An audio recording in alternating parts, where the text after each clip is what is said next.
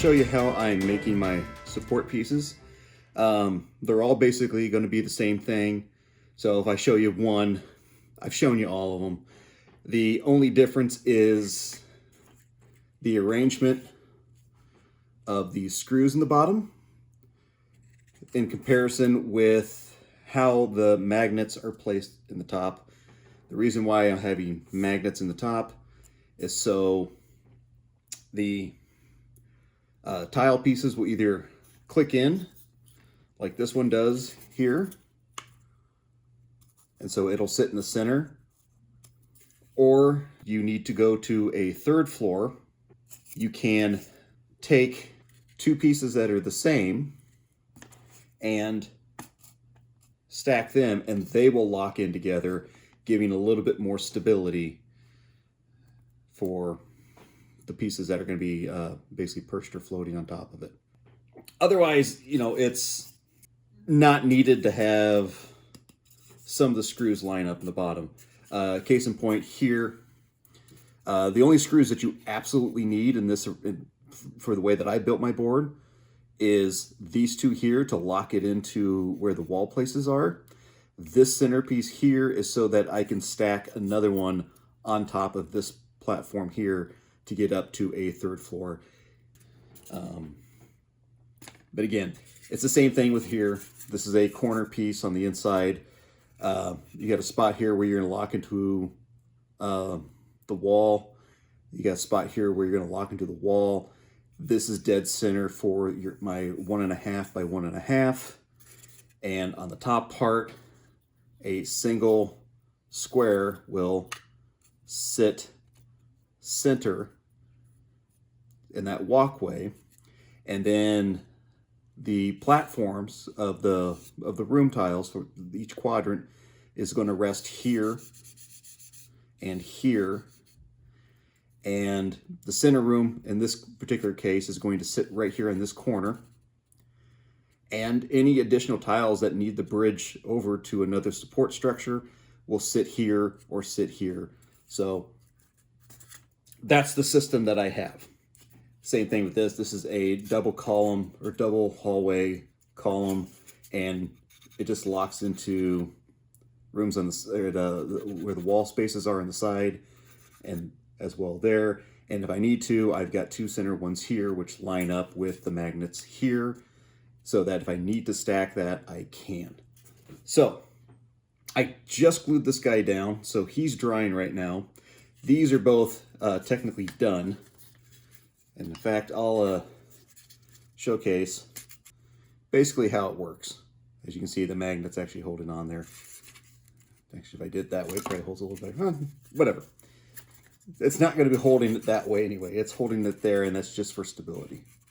That would be a double scenario kind of a thing. It's not meant to be the strongest connection. It's just meant to kind of just keep it centered.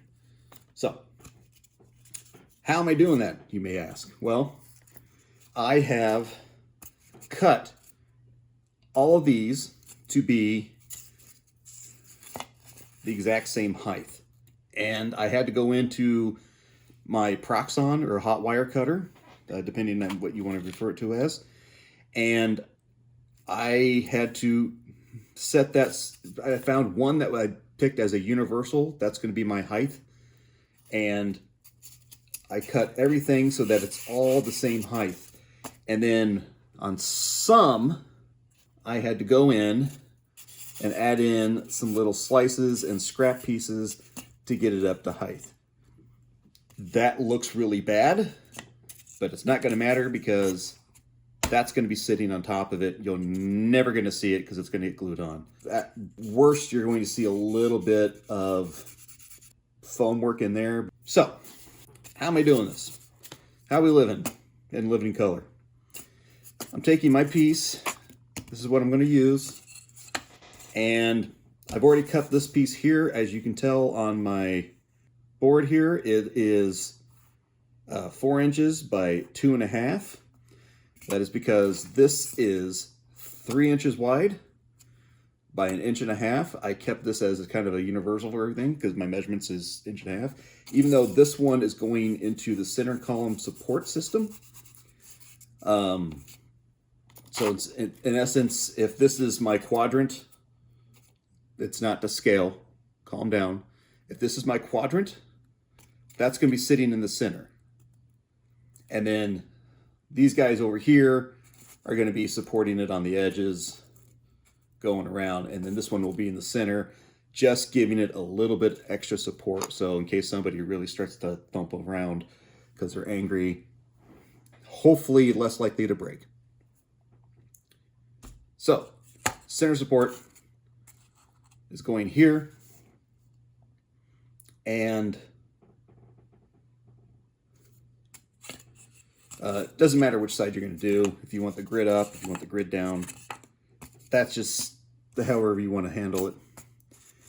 But I am going here and finding 1/2 inch in. That's center. That's dead. Well, that's my 1/2 inch.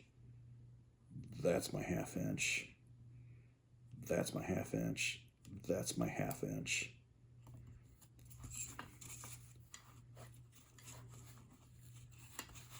And then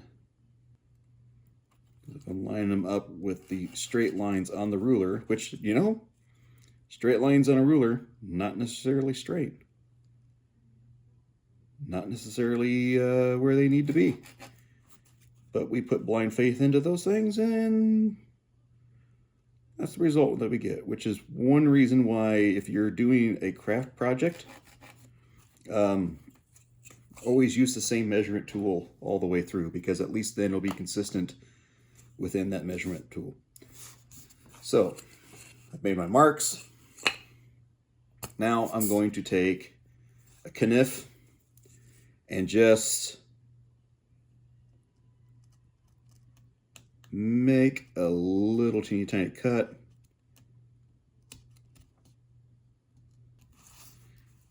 And then I'm going to do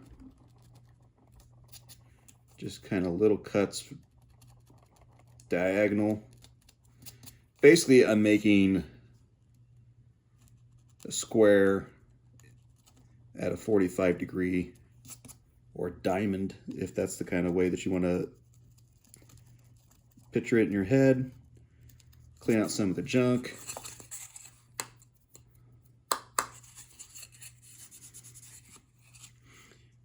Basically, we're just kind of thinning this down just a little bit, not too much. And just weakening the area as so, if you can see that. Maybe not.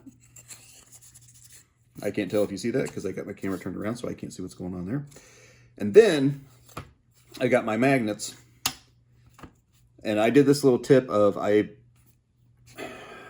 colored the top of that top magnet so I know which way is up for polarity, because I'm trying to keep all my polarity the same. If you want to use ball magnets and you can do that, because those apparently will auto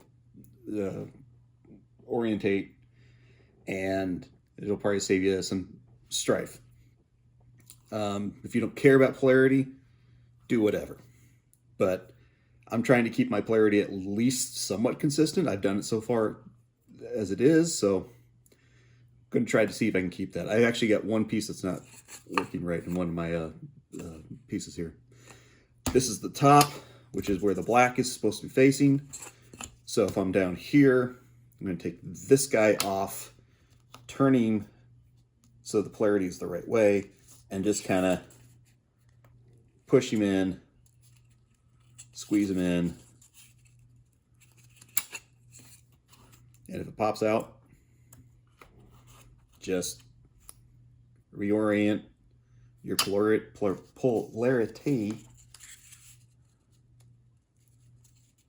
and then since you've cleaned out some of the gunk, it should go in fairly well. Of course, this one's fighting me, but that's bound to happen. But you just gotta get it flush, or if you're not feeling that, you can always go back in, clean out some junk. And again, you got to be careful because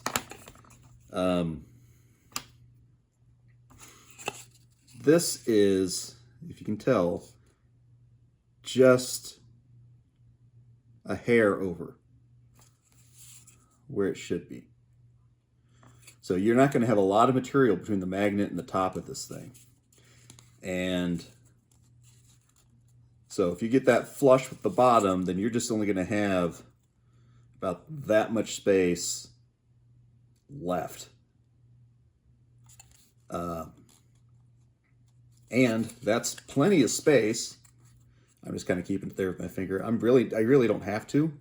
As you can see, it just holds in. If you want to put a dab of glue in there, you can do that too. But that's more than enough for it to grab the screw on the other end. And if you need it to be very secure and very strong, then you can add in more magnets. For these center column pieces, I'm actually going to be doing all 4 spots in here, but for the most part, you only need the one, which is the center section. If you feel like you want to do more, you could put magnets up in here in this area, so that everything really locks in nice and solid like. But again, for the most part, you're just putting magnet to screw. You're not doing magnet to magnet. So polarity should not matter. I'm only trying to do polarity here so that if I throw things into a box, they're not going to end up sticking together in the box. I can just pull them apart if things get jumbled. So that's the only reason why I'm trying to maintain polarity. So once we get all these in, I'm just putting tacky glue on top of my foam and gluing it down and letting it dry, and then it's done. And that's all you need. All right, I'm going to address the ominous pause in the editing there. The issue that I was visualizing was I'm telling you guys the wrong information. So, like I said, building my columns is I took my foam, stacked them up together, glued them together, cut them to size, and then I put this topper on the top with magnets in the top here that correspond with the screw placements on the bottom. In this particular case, I've got a screw center and I've got a magnet center. Proof of pudding. There it is, stuck.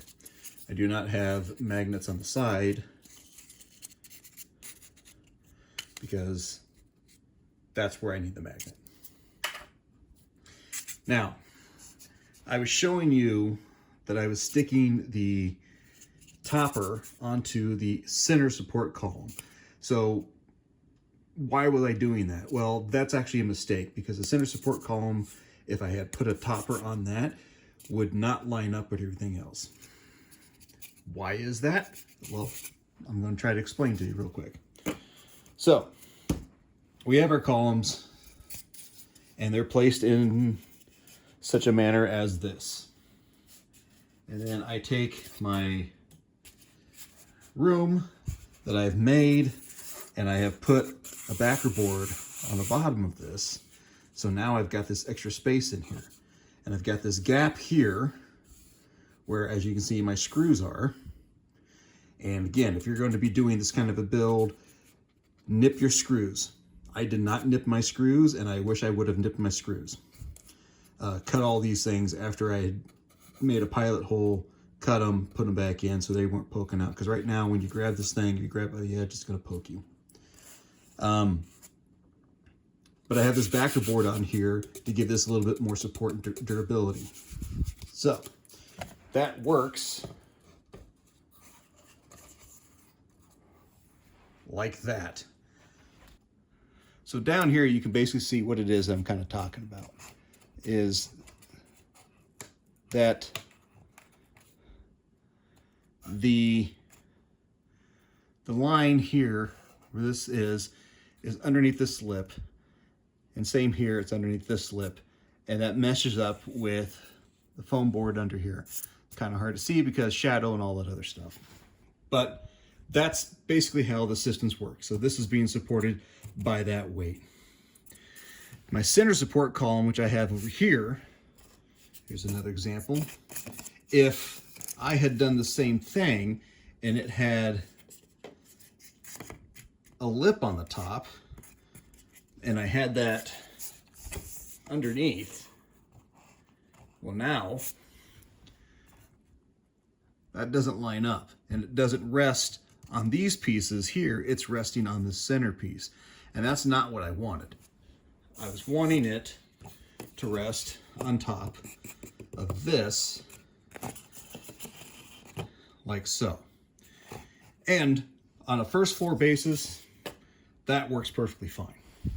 But when we get up to a second floor system and we have two center support columns and a second tier, well now, all right, so if we come up to a second floor, and you're going to see how some of the wibbly wobbliness of this comes into effect, because again, this screw magnet system that I have is just to keep this centered. It's not keeping this tied in.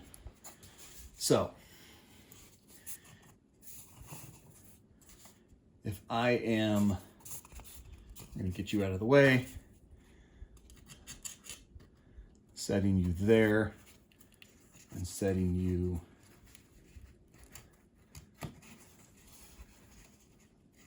there. This is balanced right now, and this is just an example piece, but it should be resting flush onto this right now, but it won't because I'm missing a gap. I'm missing this much space underneath it. And again, if I go up to a third floor, it's going to get even bigger. The higher I go, the bigger that gap is going to be, and there's no support underneath this. So the way I went around that to fix it was I made a spacer. And the spacers are basically just this. It's that same material as the tops here, and it's just glued in, and then I just made a box on the round part of it. So there's a spot for each one of these blocks to sit into. So it can just sit in there like that. It's, again, it's loosey-goosey like everything else. If you don't like that, there's a better way of doing it. And same thing in the bottom. So there's no top or bottom to it, but it sits in there like that. It gives it that space. And now, it's a bad example because, again, the screws here are keeping it from actually sitting on top of the thing. But that allows it to rest on that spot and support it.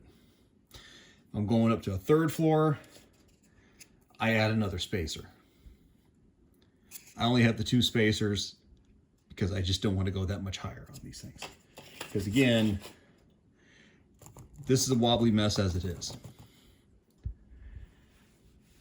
But I wanted to explain that because as I was doing that older video and I got to this point where I was putting those on there, I knew that was the wrong thing to be doing. And I wanted to at least explain why I was doing it the way I was doing. So again, just to demonstrate how the system's supposed to work is if we have a quadrant here and we have a support column in this area, one in this area, let's get you around there so you're kind of facing the right direction, one in this area, that should be enough to support. You get three sides of support, you're usually good. And then I got a bonus support place here in the center, and that's just to have this sit like so. And again, it's just giving me a little bit more support here, and it's giving me support here and here and here. That's bare minimum. And honestly, when I am doing this and actually making a layout like this, I'm using more than this as a support system. I've got these columns on each side and multiples on each side. So that is resting in there solid. But I want this center column in here mostly so that there's not as much stress going on here. That's the basics of what I'm trying to talk about. All right, now that I'm done with that malarkey, I just wanted to quickly show you a small little segment here of me cutting out holes in my outside pieces. This is an extra step. You don't have to do this. You don't need to do this. I did this only because I wanted to add an extra little bit of something to my my build, which is basically, I was like, oh, I can add lights to the outside pieces because those are going to be facing the players. And if I do that, it'll look kind of neat. And I could put in a clear gel and other things like that. And I'll show you some more of that here later on as we go. Probably in another video. This one's running really stinking long. But as you can see right here, I'm on my Proxon and I am just cutting out a circle from the inside portion of a double wide column, outside column. And the easiest way to do this is turn up your heat, have a pilot hole poked in the bottom of your block, slide that down onto the peg, make your circle, and then reduce your temperature down on your wire or remove it completely and then come back out the same hole that you went into. That'll minimize as much damage to the piece that you want. I basically ended up going back over with a filler piece on the outside edge to cover up that little slit hole. But for the most part, it worked fine. And again, as you can see, I'm out in my garage. Make sure if you're doing something with a Proxon or anything that's going to release a lot of chemicals, like heating up insulation foam, make sure you have a well-ventilated area because as the instructions said with this Proxon, please be in well-ventilated area for it releases the stinky. That is not hyperbole. That is exactly what the instruction said. It will release the stinky. And we don't want the stinky. The stinky is bad. So, once again, nice little cut. Burning off the excess off that wire. Just to try to keep things clean and clear. And when you're done, turn it off and review your piece. Nice and smooth all the way around and a nice little donut in there.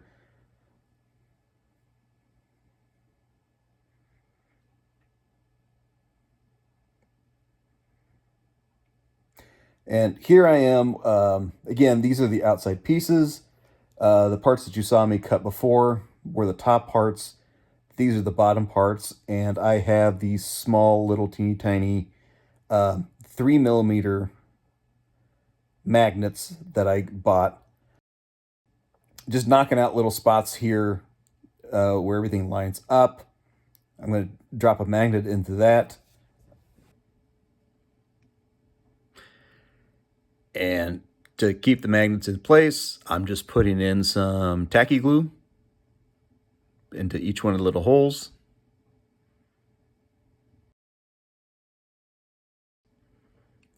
Just like that.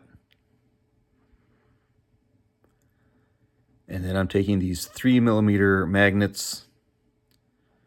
Again, I'm trying to keep polarity within a certain position.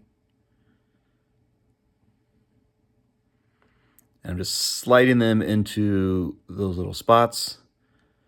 And then once I get all those in, I'm just going to let the glue dry. And I do go back over these glue spots multiple different times to make sure that those things stay in there, because the last thing I want is for the, to set the magnets down on top of it and have them just start pulling themselves out. All right. Once that glue's dry and you're content with it and it's not going to come all the way out, and you got them on both sides, slap them together. Boom, there it is.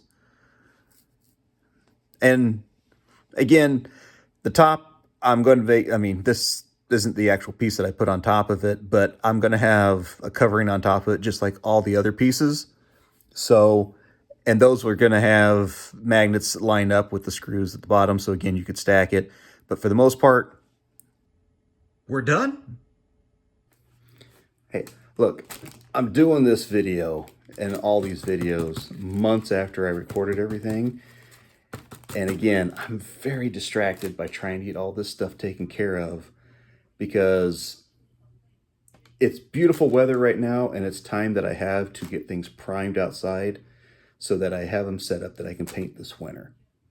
I've got plenty of time ahead of me to get all that taken care of, but like a lot of us, I just want to get it done now, because there's always more expansions coming. Right now, First Light is the next thing on the horizon. That's currently only 5 minis that's included in that. But that's 5 more minis that I need to have space for so that I can get things going. Not to mention, I've got all my HeroQuest stuff. I need to paint my Wandering Monk, my Mage of the Mirror. Sorry, Michael. Dread Moon, Jungles of Delthrak, Prophecy of Telor, Spirit Tomb, or Spirit Queen's Torment, and then Ogre Horde.